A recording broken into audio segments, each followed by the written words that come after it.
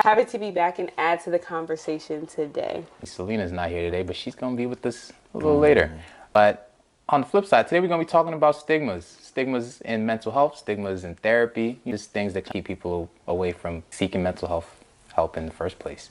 So to kick it off, I think the first stigma that we all usually comes to mind very frequently is if you're like practicing any kind of religion or Christianity, especially, they'll say like, I love God, so I don't really need to go see a therapist. Or like, I'm praying, why do I need to go get help from somebody on earth? And I think that it's a really big stigma to kind of break, because I think a lot of people are forcing themselves to suffer in a situation because they feel like, all right, if I'm waiting for God to answer this, then I shouldn't need to go see somebody like a therapist. But in reality, it's like God doesn't come down from heaven to do things often, right? It's through us that he does things, right? So if somebody's trying to get healing, or if there's somebody that's trying to work through something, he's like, I put people on earth to be able, that I can use to help you, right? And I think that we as therapists, that's one of the main professions that he uses to be able to do that for people.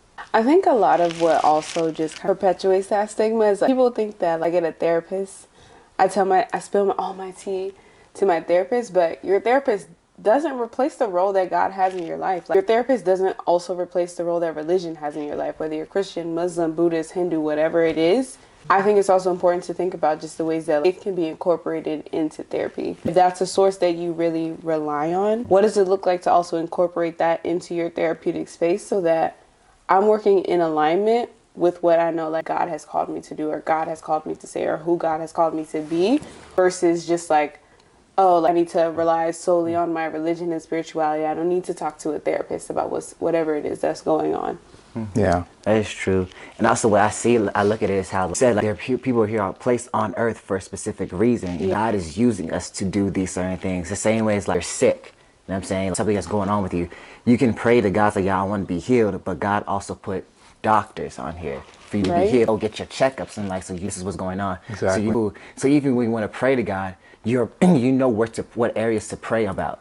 So you have a sense of direction, but you won't know that until you go to your doctor, you go to your therapist to actually feel like, what is my diagnosis? What is really going on in my life? So now I'm now prepared to know what it is, so you can pray with understanding. So if you want to like lead into prayer, but like you definitely know like there's resources and information that's there as well to let you know like, this is something that's going to help benefit you in the long run. It's going to help you like shape your mindset. The same way we also like, you say you want to pray we pray to God and everything, but we also go to church. We also have our pastor, so will also lead us the same direction, because we can't do things on our own. They also help guide us in the same way our pastors guide us. Therapists also guide us to help us. Like, this is what you're going through. We can guide you in those areas to help you feel like, okay, we can bring you back to some type of stabilization, to your homeostasis. You can be good. No, it's definitely real. And I think like, the struggle of understanding that, I think, is kind of a ploy or a tactic, right? Because it's more like, if you do understand it from that aspect, then your prayers would probably change a little bit, right? It wouldn't be like, all right, God, like, take this away from me. It'd be like, all right, if you see people like therapists as beneficial, right? It'd be like, all right, God, you lead me to the one that will actually help me in the situation, the one that you have for me that can help me with whatever I'm going through this. Or if you are seeing a therapist, it's like, all right, God, can you speak to me through this person, right? And then it comes to your prayer, and you're not handicapping God to where God is, where you're like, all right, the only way God can answer my prayers is if he comes out and does something supernatural. It's not going to be through a therapist or anything like that. It's like handicapping God, right? Because we're essentially saying like, all right, if you're not going to answer it for me in this one way, then there's no other way that you can do it. But that's not necessarily the case, right? And it points to the bigger issue with stigmas, which are essentially just lies that keep people from getting the help that they want, right? And it's funny because I remember when we were doing the interviews too, and I tried to ask this man, he was a cisgender white male, and I was asking him like, hey, we're therapists, just wanting to get your thoughts about like, what are your thoughts on therapy? And he was just like, oh yeah, I'm the worst person to talk to because that stuff doesn't work.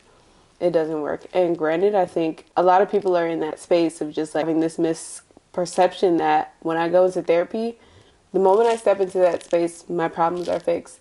This person is supposed to work through helping me fix those problems. But it's like, I'm not here to fix you. You're not a mechanical piece of engineering. Like, you're a human with complex emotions, complex feelings. I'm here to work with you, collaborate with you, so that you can achieve the goals that you set for yourself. But I'm not here to fix you. If you're coming into therapy already with the mindset that, like, oh, talking to this therapist is going to fix all of my problems or going to fix me, I hate to break it to you, but like that's not my place, and I'm not here to do that. And it's like, why would you even want to give me that much control Over you, life, in right? the first I place? Yeah. I don't know you from a can of paint, and then you want me to be the one to come tell you what to do in your life, right? I think Right. like that it speaks to the issue, to another part of the issue as well, right? Because it's like patience is required when you come into therapy is something I feel like is also never really talked about, right? Because like, you come to see therapy, when you come to see a therapist, it's like, all right, let's say you get a book, right? You don't start reading the book from chapter 26, No. right? You Right. start from chapter 1. Right.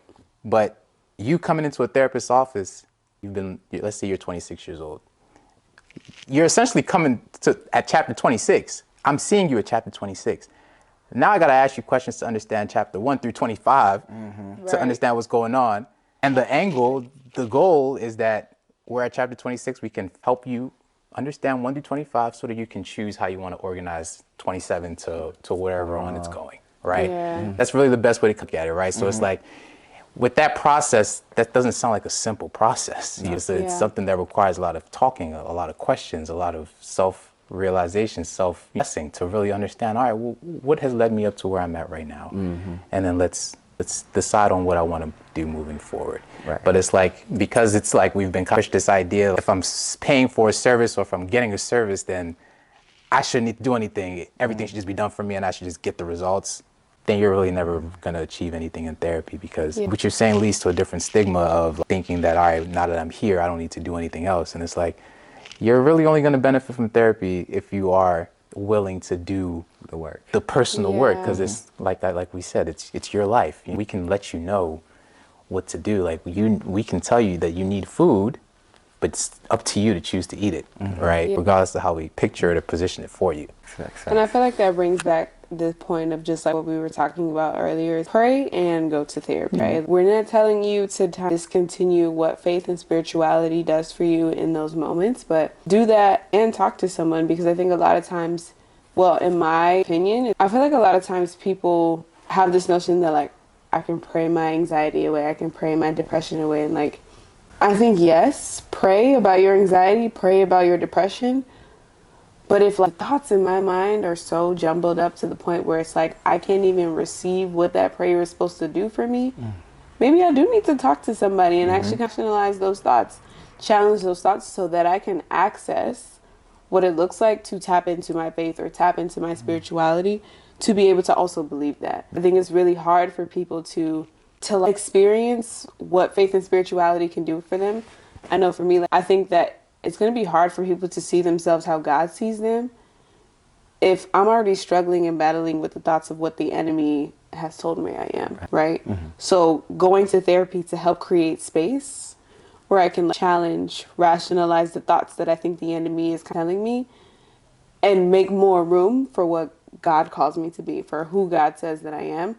And then I can lean more into that versus just like everything else, all the other noise, all the other chaos that's coming in, trying to deter me from seeking help. Right. And that's what like, ties into like faith without works is like dead. Absolutely. Because like, you can have faith that something's going to happen for you and you can be praying about it. But if you're not doing your part, what results do you really expect? Because, you know, like people always pray to God. God's going to do his part. God's going to show up 100%.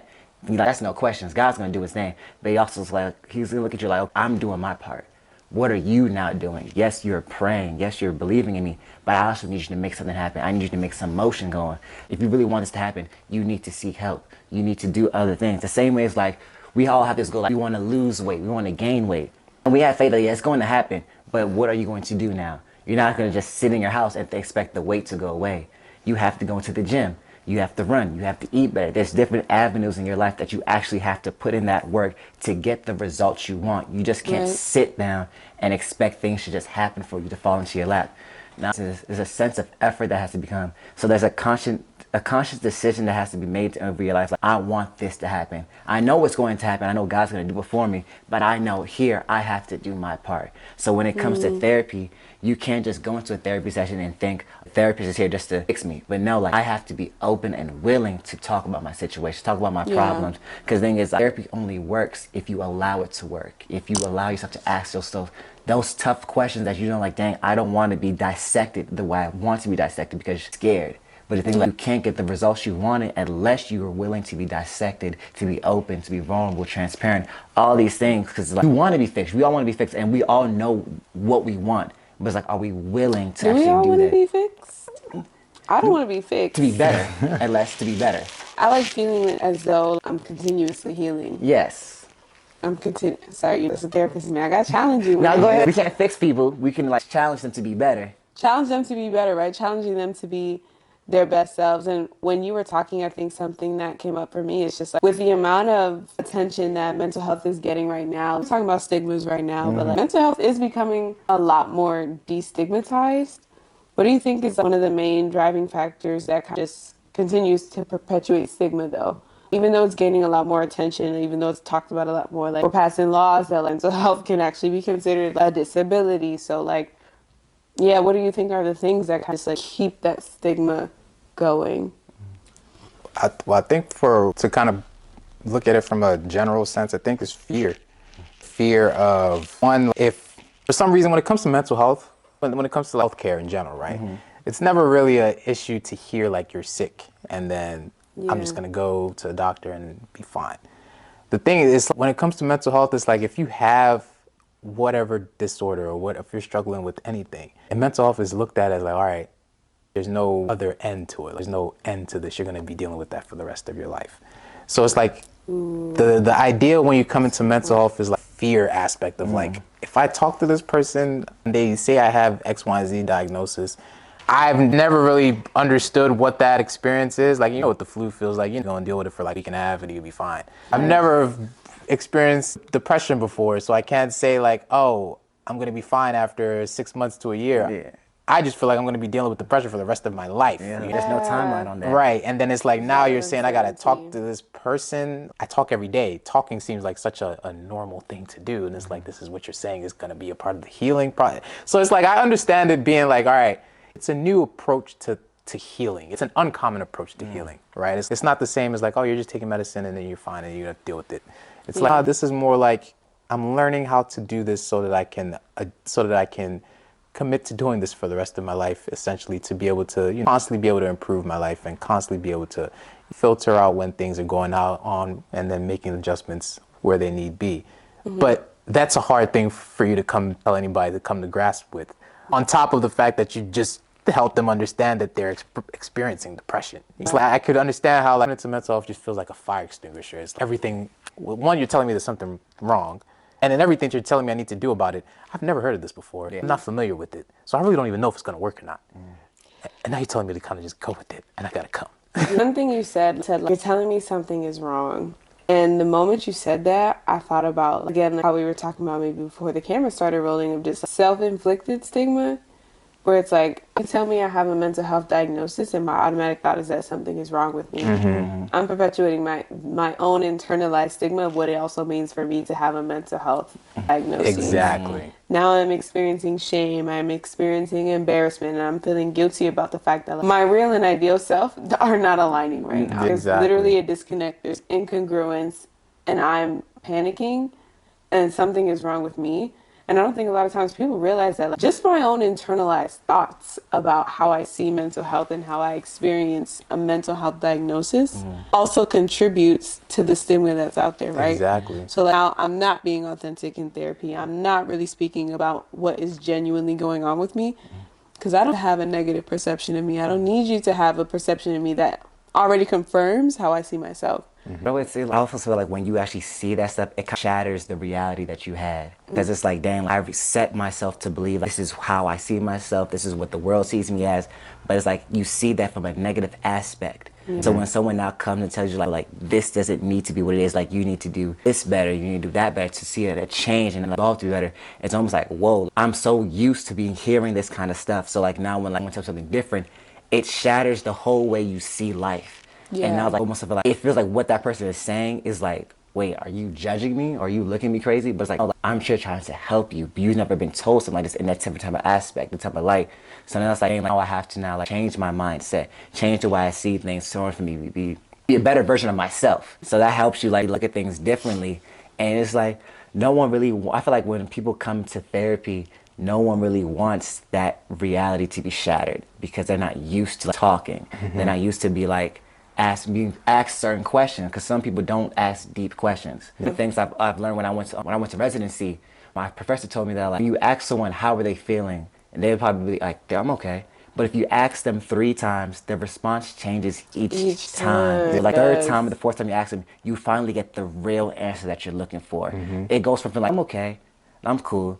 Well, actually, I'm not really okay. Something's wrong with me. So like people actually, when you ask those questions, sometimes you have to be a little persistent. You have to like press. And then when you actually get the answers you want, you'll see how much people are willing to pour out, because like they're actually making an effort to really say like what's going on with you. Because sometimes I feel as though like people feels like people don't actually care to know how you're actually feeling. If as long as I give you a surface level answer, you'll be content. But not knowing like I want you to push more, just a little bit. But people want to see like, are you willing to push more? Are you actually going to do that to see if you actually care? Or you're just trying to get like, information from me to see like, what's going on in your life? Which really kind of makes people like, I don't want to talk anymore. I don't really want to express too much, because if I express too much, are you going to use this information I'm giving you against me, or are you actually going to care to help me in a sense? And I think you brought up a great point, is that what we do is uncommon to like those day-to-day experiences. Is like you're used to just going through your day. People aren't stopping to listen to you for an hour to really understand what's going on here. I'm just used to, I'm good, let's get through whatever it is we're trying to get through, just accomplish whatever it is that we need to get accomplished, right? But it's like when you come to therapy, it's like, no, you're going to sit down with this person who is literally going to, for however long your session is going to be focused entirely on your life, and is going to want to help you also get deeper into your own personal experiences, right? And it's like, I understand how, even though it's becoming more of a common thing now in society, because of the fact that that's not what we're used to just on our day-to-day experiences, we can understand why it would be difficult for people to come up in therapy, right? Because it's like, I'm not used to talking about every single aspect of my life, or there are even aspects of my life, because when it comes to mental health, it's not just your mental, it's like it affects every area of your life. So eventually we're going to be talking about every single area of your life that you're not used to talking about with anybody, let alone paid professional, right? Or like random stranger at that point, right? So it's like you can understand how like there's some pushback or some hesitancy to come in, because I have to, in order for this to work for me, I need to be very, very vulnerable. But that's also a new experience for me, right? So I think just to come back to answering your question about like, well, what's still probably affecting the stigma now is just uncommon for people. It's not something that people are really used to doing. And then like, those people that have tried it before may have not gotten the best responses from people in their lives who they've looked for that from, right? Because in therapy, one thing I've noticed a lot from different clients is that like, we're not even, a lot of times we think that we're like having issues with friends or like random people, and a lot of times people are having issues with their family. It's internally. The person that made you feel like, oh, I can't talk to anybody or I can't trust people was your parents or a sibling or something like that. Yes, and a big thing, right? Cultural stigma. I was brought up on a culture that told me like, I'm not allowed to have this. I'm not allowed to talk through this. I'm not allowed to express my emotion in this way. And you mean to tell me you want me to come in here and do that with you? I have no clue what I'm doing in this With space. my families, I'm doing with a stranger. I think the scarier part about that is that like they weren't necessarily things that were intentionally done. They may have been unintentional just by parents not really knowing how to. The tools. Right. They weren't shown that either. And then the danger in that is that now you have a kid who isn't really explained why something was happening, so they're just left to their own personal interpretation of that thing. As a kid, 11 times out of 10, it's going to be wrong, whatever their perception is of that thing. And now you're just carrying that throughout your life with no real explanation. Right. So it's like, even if you want to try something different, you've never talked about it to know where to even start, where to even go. So it's like, from that perspective, it's like, completely understand it. And it's like, for people who do take that step of trying, it's never taken for granted, because we know how hard it is for you to even get to the point where you're like, all right, I'm gonna block everything that's going through my mind, all the things telling me not to do this. I still went out of my way to try to get this help because I feel like I need it. It's like, that's never really taken for granted, right? So then, I guess really quickly, what would you say are some things that people could do to help challenge their own perceptions of the stigma they have about seeking mental health help? I think you can start off by asking yourself, like, where did the beliefs that you have about mental health come from? How long have I been having these beliefs about them, right? And do you still believe them, right? And because I think from there we'll really understand why you're choosing to be hesitant about mental health approaches. And then you'll even start to realize, I don't even really align with the things that I've been believing about this thing, right? Because it's like a lot of, we lose sight of how many serious conversations we're having like the back of our heads just throughout life because we're focused on whatever is immediately in front of us. We don't realize the serious conversations that we're having in the back of our minds that we have to pull to the forefront of to really be like, I don't align with that. I don't even know why that was the thought that I thought I believed, right? So it's like starting off by asking yourself, why do I believe what I believe about mental health? Is it coming from a pride thing? It's really the root cause, and then going from there. I like that. What about you, Greg? I would say for me, I feel like, I guess you can like check your foundation on how things have been set up. If you notice like my grandparents act like this, and then how they saw things is how my parents now see things, and that what my parents see things is now trying to apply to my life, how I see things. If you see like it's a consistent curse or generational thing, like we all thought the same way and we all got the same results, and it's not getting us nowhere, how can I now like separate myself from that? Because everyone's doing the same thing, but no one's getting like better results. How can I now like tell myself I'm going to separate myself from that to be different, to challenge myself to look like this hasn't been working for generations. How can I like now be different to stop that generational thing so I can now implement something different, change the foundation that was already set from like people who were here before me, and now how can I not set a new one so people after me don't have to like go through that same thing that I went through. So like you're used to like no one's ever talking about how they feel, no one's ever like having those tough conversations to be challenged to like to be better. How can I now change that so I can like my kids don't have to suffer what I went through? Because I don't want to do that to them. And I think going off that just makes me think I love to use a lot of guided imagery with my clients and just imagine yourself actually addressing your mental health, right?